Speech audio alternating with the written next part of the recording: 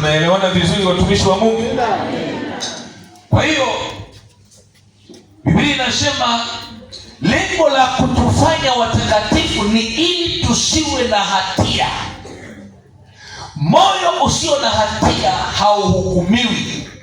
Ndio maana Biblia inasema amwaminie mwana hahukumiwi, asiyeamini amekwisha. Hebu mgeukie mwenzako, mwambie hujisikia hatia yote ndani. Mwambie hiyo hatia ndio itakupeleka jehanamu. Tengeneza hapo hapo unapojisikia kuhukumiwa. Bwana Yesu asifiwe sana. Amen. Haleluya. Amina. Imeandikwa mahali pengine. Hebu nisomee Petro wa kwanza 1:15 hadi 17. Petro wa kwanza 1:15 hadi 16, mstari miwili tu.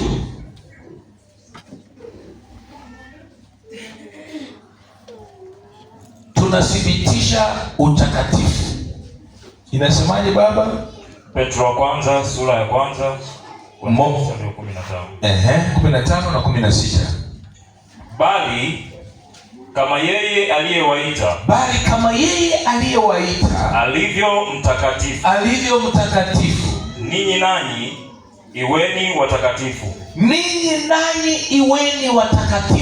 Maana aliyewaita ni mtakatifu. Katika mwenendo wenu wote. Kwa maana imeandikwa mtakuwa watakatifu. Kwa kuwa mimi ni mtakatifu.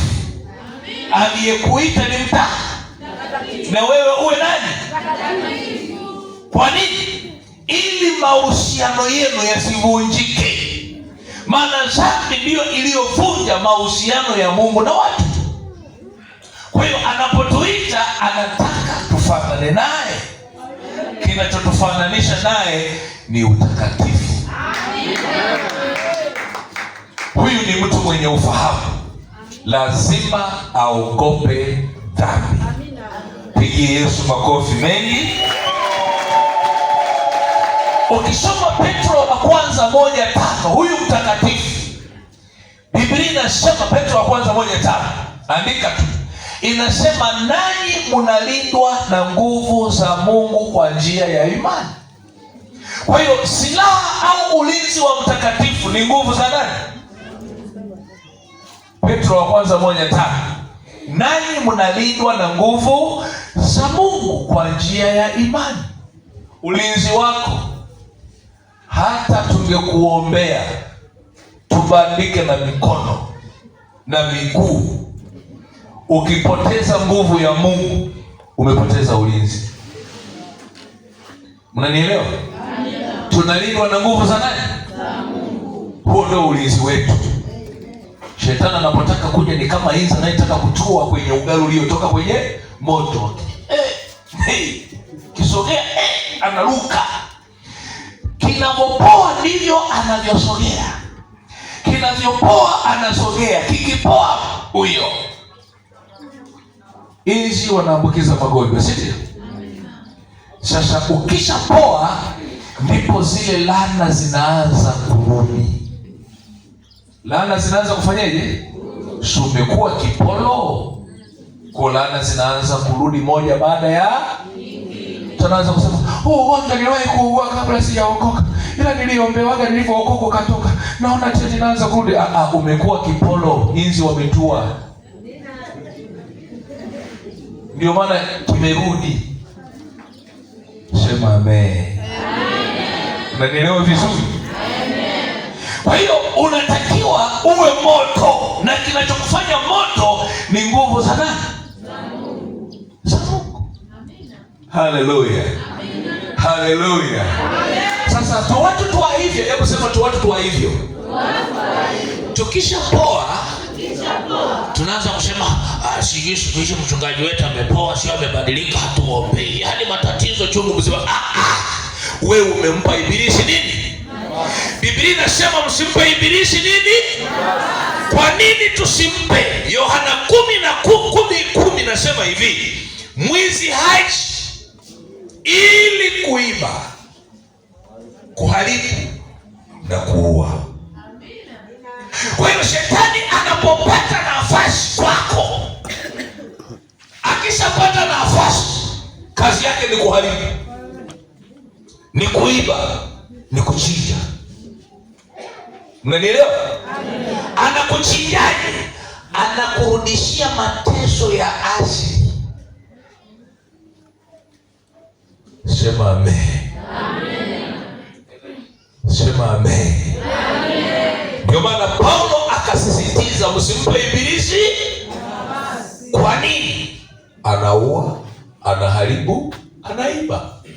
Akipata nafasi anakuiba. Anaiba nini? Ufahamu. Anafunga ufahamu. Hakuna eneo analocheza nalo shetani kama ufahamu. Anakamata ufahamu.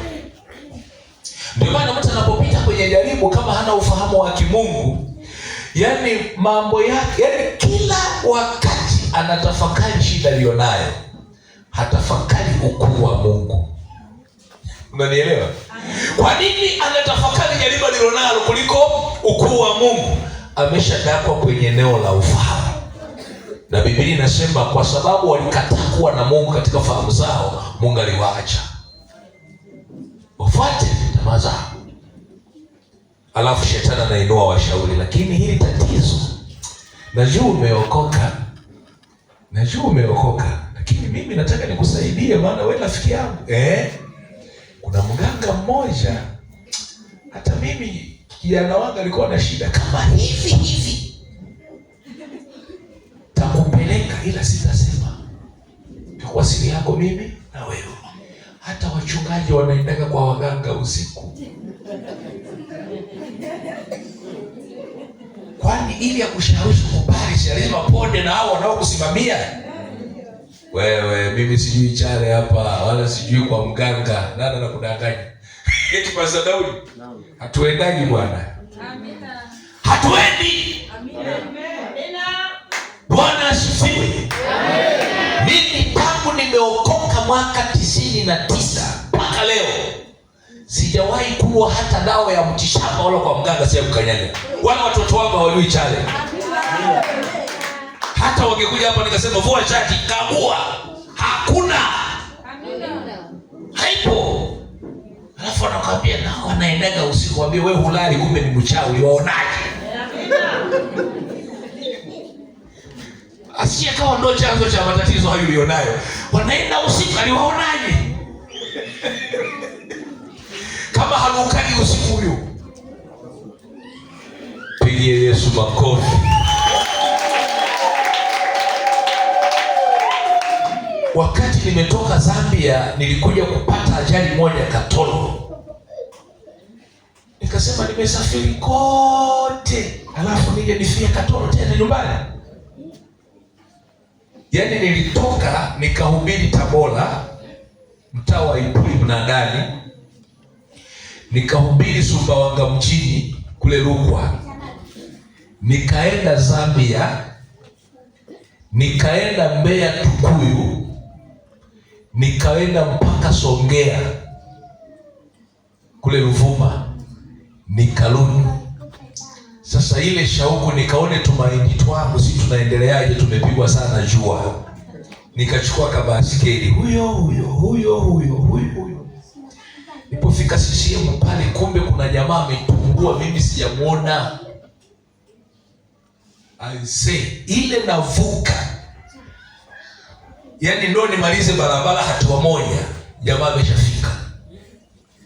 Wa bodaboda amebeba abiria wawili, aliniswaga na basikeli hivi, nilinyenyuliwa mpaka hapa, alafu nikaja nikaanguka kama gunia chini na yeye mwenyewe na abiria wake. Nikajua nimeisha. kugeukia abiria moja, kufungwa na kufungua, mdomo umeumuka huko hapa, umepasuka hapa. Bodaboda mwenyewe goti limesiatuka. Mtumishi wa Mungu Mwisraeli aliinuka bila jeraha, akajikumuta mikono yake mchanga.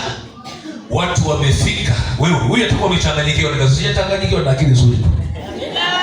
Tupeleke hospitali kwanza. Wakatupeleka hospitali, tukaenda tukafanyiwa check up, nikaonekana ni salama salmini.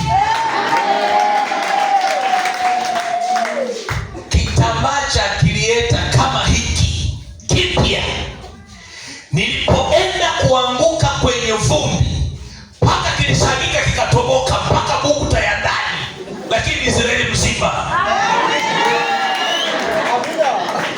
Biblia inasema kila silaha itakayofanyika juu yako haitafanikiwa. Wanaokubariki watabarikiwa, wanaokulani watalaaniwa. Hiyo ni agano kwa watumishi wa Bwana. Haleluya. Nikasema kama nimepona basikeli imeisha, kuirudia basikeli ni nzima. Nilipanda nikaenda nayo nyumbani naendesha, na shambani nikaenda kwanza nikaona mahindi, wale majeruhi nikawacha hospitali, nikaenda nikaona mahindi, ndio nikarudi nyumbani. Tulikuwa karibu na kituo cha bodaboda, hawakuamini. Sema mzee, una Mungu. Wewe ni nani? Unaonekana kama mchungaji. Nikasema kama kawaida hujakosea. Kuna vitu Mungu anaweza kuruhusu vitokee ili ujue shetani alitaka kukuua. Ila kwa kuwa uliye naye ni mkuu kuliko shetani, ameshindwa. Alafu na walioona waseme hakika Mungu. Si walisema Mungu yupo. Baba, ile swali iliyovaa jana, hata leo tukirudi nikikuonyesha hapa imepigwa zigi sana, ilishagika kwenye ajali hiyo, lakini mfupa ulipona wala nyama haikutoboka. Nikasema wafipa wasumba wanga wanasemaga ye babawe nafa kulona, yani ye babawe nakufa naona, lakini Mungu anasema haufi. Nikasema nimezunguka na piga injili naombea watu mikoa yote hiyo, nije nifia hapa. Mungu asante kwa kuniponya. Amina. Nikajisikia kulia machozi bali. Nikajisikia kulia machozi, maana nakumbuka nikiwa Zambia, wakati nafika siku ile, Mungu alinitokea katika maono ya usiku. Nilikuta nimenyanyuliwa juu mpaka kwenye mawingu, alafu nipo kwenye utukufu usio wa kawaida.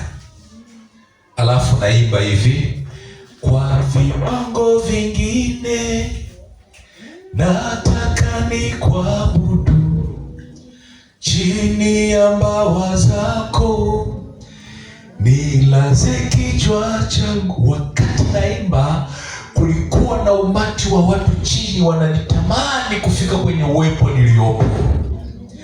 Wale waliotamani nikashangaa na wao, hao wanainuliwa mpaka kule nilipo, wameinua upako na huko wananena kwa lugha mpya.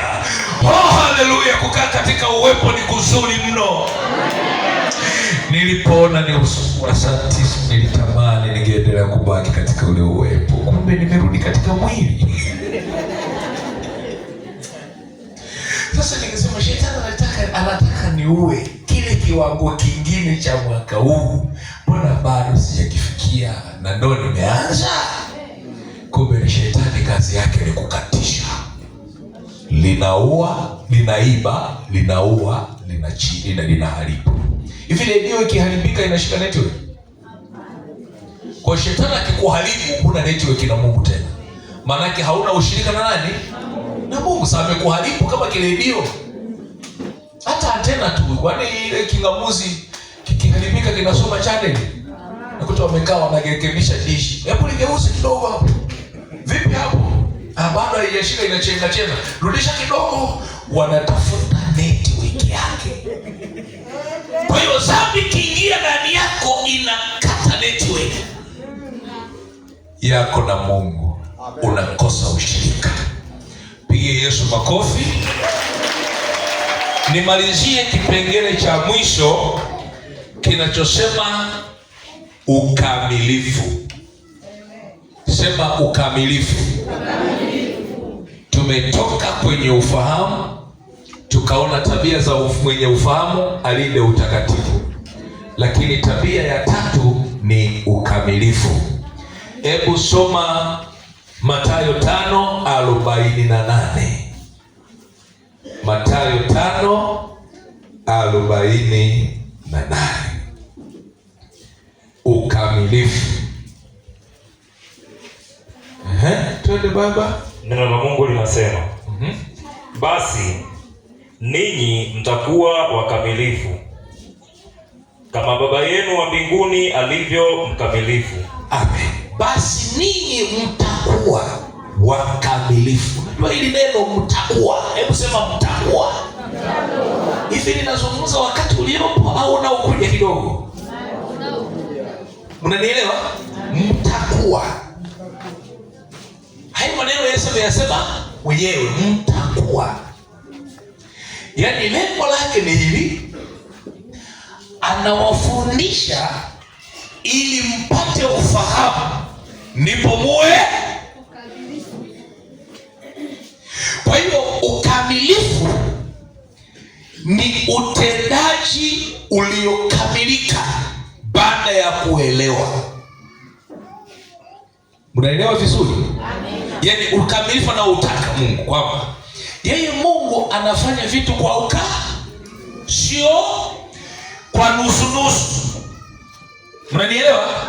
Ndio maana nimesema shetani kazi yake ni kuondoa ukamilifu. Anaweza akakuruhusu kauzulia ibada zote, lakini akakuondolea uaminifu wa kuwaye. Na uaminifu ni tunda la nini? Kwenye ile bilika la Siloamu aliyepona ni yule wangapi? Waliofuata hawakupona. Kwa nini hawakupona? Hawakuwa wa kwanza kufika kwenye bilika. Kwa hiyo shetani anachokifanya sana kwa watu, anakuruhusu tu uzuie ibada vizuri, lakini anakuondolea ukamilifu. Anakuruhusu sadaka zote utoe kwenye fungu la 10 na kupiga pini, au kile Mungu anachokusemesha na kipunguza. Katoe 5,000 na mimi katoe 1,000. Unanielewa vizuri? Hebu mgeukie mwenzako, wewe hajawahi kuondolea ukamilifu. Anasemaje? Muda mwingine unapata maelezo yake, usimwache hivyo hivyo. Anasemaje? Anasema liwahi. Mwambie mwenzangu tengeneza. Yaani kazi yake ni kukupunguzia kiwango. Sema amen. Kwa Biblia inasema tuwe wakamilifu kama Baba yetu alivyo kamilifu. Ukamilifu anaosema utakatifu, utendaji kazi wake. Haleluya. Ukamilifu wa kwanza wa Mungu utakatifu, wa pili utendaji kazi wake. Anafanya vitu vilivyokamilika.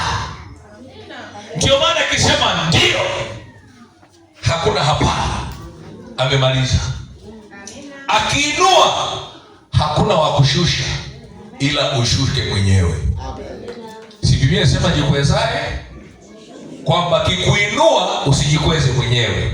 Acha tu akuinue, maana kikuinua yeye atakutegemeza. Anachokitaka kwako ni sifa na utukufu kwa nani? Usiseme mimi nina akili sana, unajua walokole wengine wajinga, mimi nina akili nikifanya hii. Aliyekuinua acha ndo akushikilie. Akikushikilia mpaka zeni na uzima wa milele upo hapo. Piga Yesu makofi. Kwa hiyo anataka anapotusemesha vitu vya kufanya, tufanye kama anavyotusemesha. Njia anazotumia kutusemesha, anatumia watumishi wa Mungu wanapotufundisha, ni Mungu anatusemesha, si ndio? Anaweza katumia, unasoma Biblia akakusemesha kwenye maandiko. Anaweza katumia sauti ya ndani. Biblia inasema Roho Mtakatifu atakapokuja atawafundisha yote na kuwakumbusha. Tuko pamoja? Hapa kuna pointi ngapi? Atawafundisha yote na kuwakumbusha. Unachofundishwa ni kipya, unachokumbushwa uliwahi kujifunza. Ulijifunza wapi?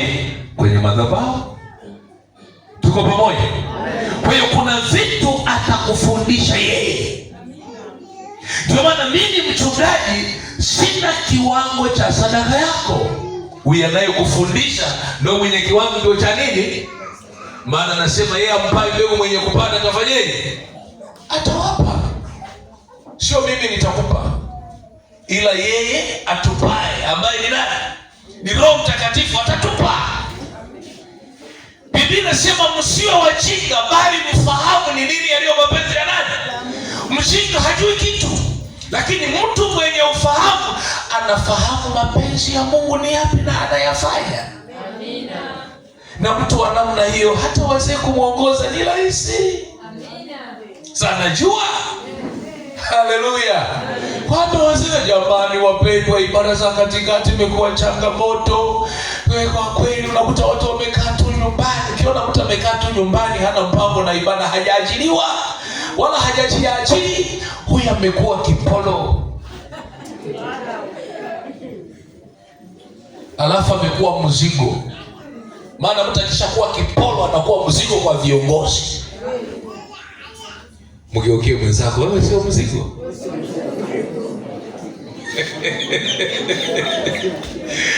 Haleluya. Tukikubeba sisi tutakuchoka, tutakubwaga chini. Haleluya. Usiwe mzigo. Mimi nampenda Yesu. Nasikia wapendwa. Anasema hivi, jitieni nila yangu mjifunze, kwa kuwa mimi ni mpole na mnyenyekevu, naye mtapata raha nafsini mwenu. Kwa kuwa nila yangu ni laini na mzigo wangu ni mwepesi. Ukiona Roho Mtakatifu anakupa kitu cha kufanya, ujue amekuona unaweza. Mungu hajawahi kumpa mtu mzigo wa kubeba unaomzidi kiwango. Ndio maana nasema mzigo wake ni mwepesi. Siku moja nilikuwa nahubiri semina moja ya Pasaka mwaka jana pale Katoro kwa askofu wao. Sasa ikawa imefika wakati wa kusafirisha injili. Unajua nilimshangaa Mungu sana. Kuna mama moja akaja akatoa shilingi 2,000. Akaenda kakaa. Alivyotushuhudia yeye. Alafu akashangaa wandana, anasema, hiyo sadaka uliyompa nani? Kanunue kitenge cha 20,000 ukilete ampelekee mama mchungaji. Sasa mekaa hapo, mtoa mbegu sasa ameanza kazi. Mama angalie huko, mara jikuni mgongoni. Mara angalie huko, mara shikisha kashanga huyo kama si pale sishie ni karibu na maduka. Kazungukia madukani kaenda kafuta kitenge. Tukashangaa mtu anakuja mikunje ile kitenge, akaja kaweka. Mama mmoja naye amekaa pale. Wachungaji waliohudhuria hapa kwenye hii semina wako 6. Anaambiwa hivi, hakikisha kila mchungaji umpe kilo 2 za sukari. Maana hapo kanunue 12. Kwa 3,000 ni shilingi ngapi? Kwenye chombo ametoa 5,000. Mnanielewa vizuri? Ila mwenye kutoa mbegu anataka kilo 10 na ngapi? 30 na ngapi? Unaoneje ni mchungaji akimwambia kanunue kilo 12 wapi wachungaji? Hajaanguka huyo. ila kwa kuwa mzigo ni mwepesi, akikupa yeye, akachoropoka huyo, akarudi na kilo 12 za sukari. Kila mchungaji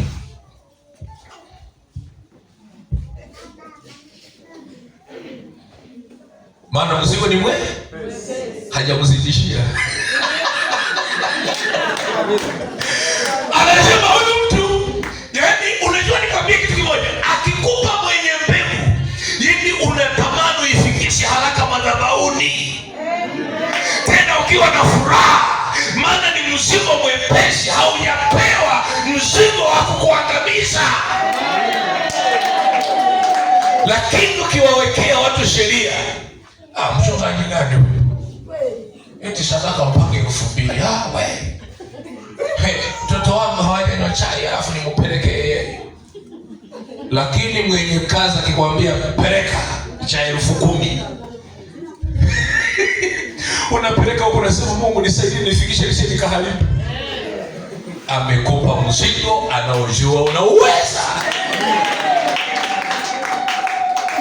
Ndio maana Biblia inasema mkiongozwa na Roho hampo chini ya nani? Na wanaongozwa na Roho hao ndio wana wa nani?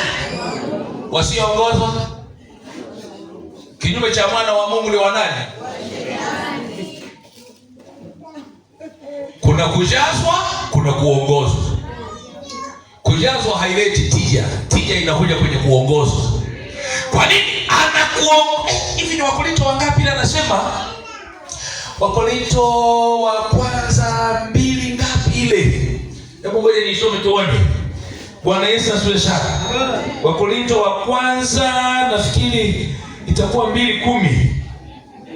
Hebu tuende tuone hapo msomaji wako. Korinto wa kwanza Korinto wa kwanza 2 sura ya 2 tuone pale. Na hebu ngoja nipangalie kinishishi. Korinto wa kwanza 2 ule mstari wa 12 nasema, lakini sisi hatukuipokea roho ya dunia. Lakini sisi hatukupokea roho ya dunia, bali roho atokaye kwa Mungu. Bali roho atokaye kwa Mungu. Makusudi tupate kuyajua tuliyokirimiwa na Mungu. Lengo la kutupa roho, makusudi ya Mungu ilikuwa ni ili tupate kuyajua tuliyokirimiwa au tuliyokusudiwa na Mungu tuyafanye. Kwa hiyo kazi ya Roho Mtakatifu ni kuyafunua mapenzi ya Mungu kwa mtu ili ayafanye.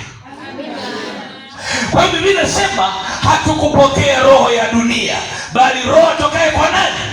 Kwa Mungu. Lengo la Mungu ni ili tuyajue tuliyokusudiwa kuyafanya.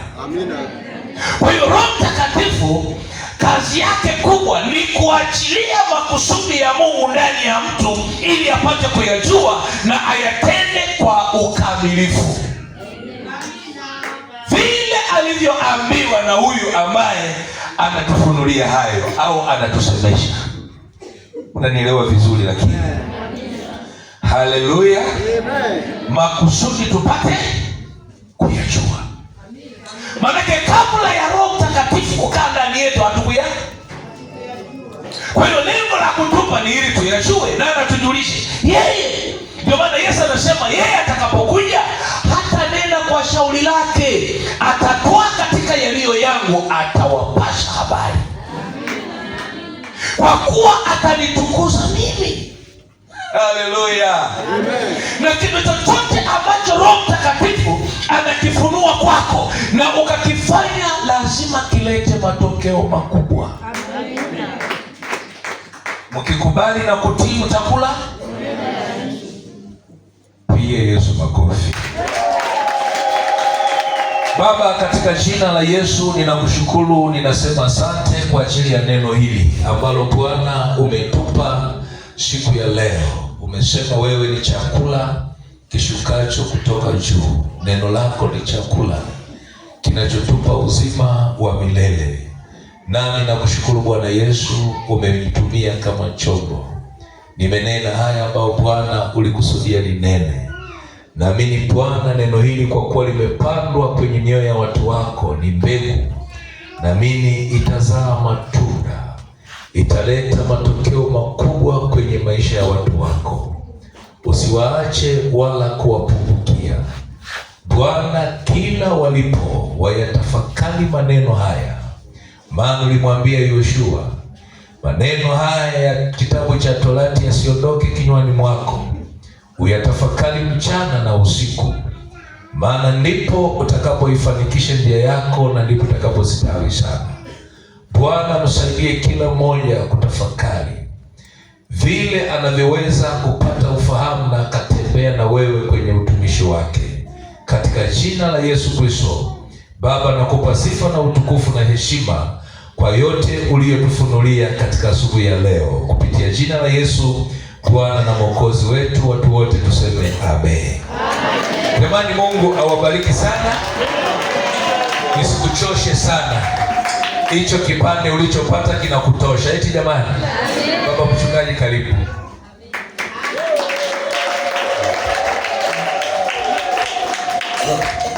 Ongeza makofi.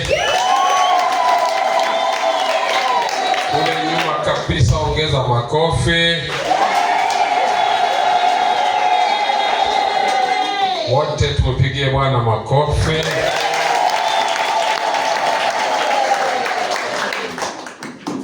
Umebarikiwa. Jamani, mwenye masikio wangapi wamesikia? Wote. Na wangapi watayatendea kazi? Ukitoka hapa uwahi. Sawa?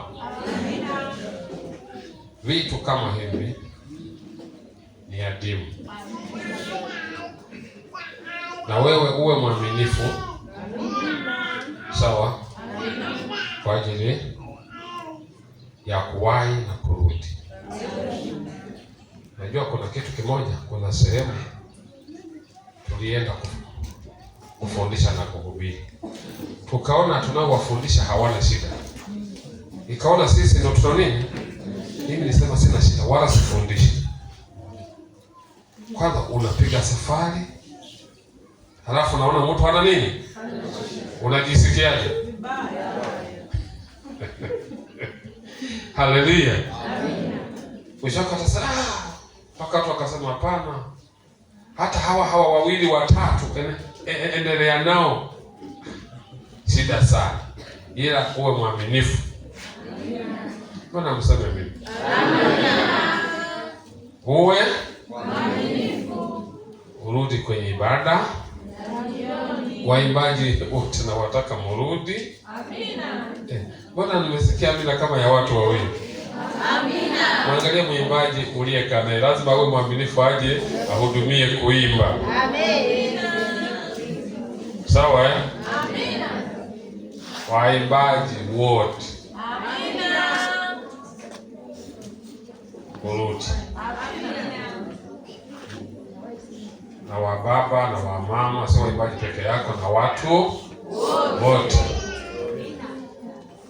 Na mimi nikiwemo, turudi. Amina. Na jioni tutaomba, Mungu atatenda. Amen. Mungu atafanyaje? Atatenda. Ni lazima utakombolewa. Amina.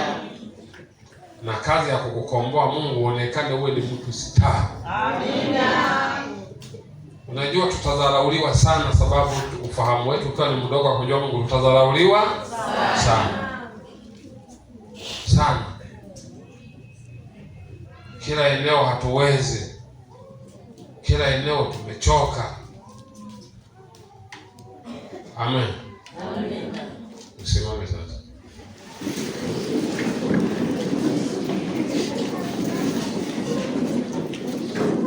Simama wote, nitaomba, nitakuruhusu. Waimbaji mjitahidi wasikuwahi.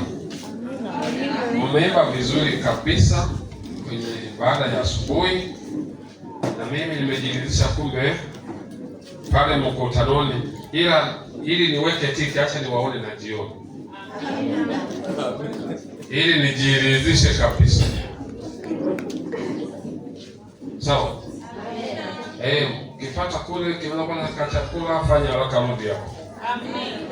Usianze kumtembelea rafiki yako amekupigia simu ndio nizikupe akae nazo mpaka kesho. Hii ni siku ya Bwana. Ukisema ni siku ya nani? Nikwambia ndio, mwambie usiingilie siku ya Bwana. Leo ni siku ya ibada. Sawa? Na Mungu atakubariki. Tuwe waaminifu. Hata Biblia inasema siku ya kwanza ya juma ni kusanyiko takatifu. Watu wasifanye kazi yoyote. Kwa hiyo turudi, sawa? Waji ushindi nini, wakina baba msiniangushe eti. Hebu mpunge mkono kule wa baba. Jioni tutakuwa na kazi ya kuombea ili muanze na siku mtakayoanza. Mungu awakumbuke. Maana Mungu ndiye anawawezesha watu. Inua mkono nipate kuomba. Baba